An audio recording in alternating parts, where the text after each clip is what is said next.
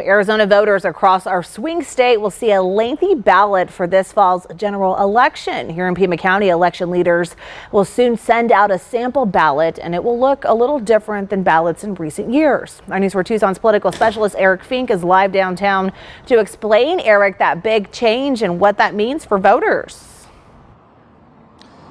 Yeah, Monica, take a look at this in my hand here. This is the sample ballot for this fall's general election here in Pima County.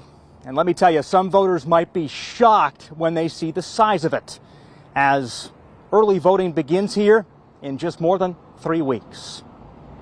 50 days to go on a presidential campaign unlike any other. And here in battleground Arizona, early voting begins October 9th. And this fall, the majority of Arizona voters will get a 2-card ballot printed on both sides. That means 4 total pages. They're definitely going to be surprised that there's a 2-card ballot when they do get it. Constance Hargrove will oversee her first presidential election as the Pima County Elections Director. Voters will soon get that 2-card ballot with the presidential, federal, and statewide races alongside more than a dozen statewide propositions. And remember those local races like school boards and judges? Those are on there too. It's a long ballot.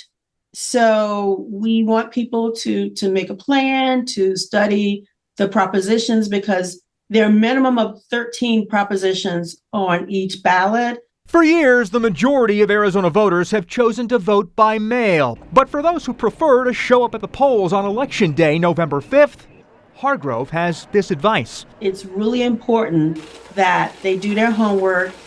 They get their sample ballots, they mark up their sample ballots before they come to the polls to kind of expedite things when they get there. Pima County GOP Chairman Dave Smith says with the 2-card front and backside ballot, he's stressing to Republicans to vote early. We have not in the past traditionally said in recent years to mail in your ballot. We said same day voting.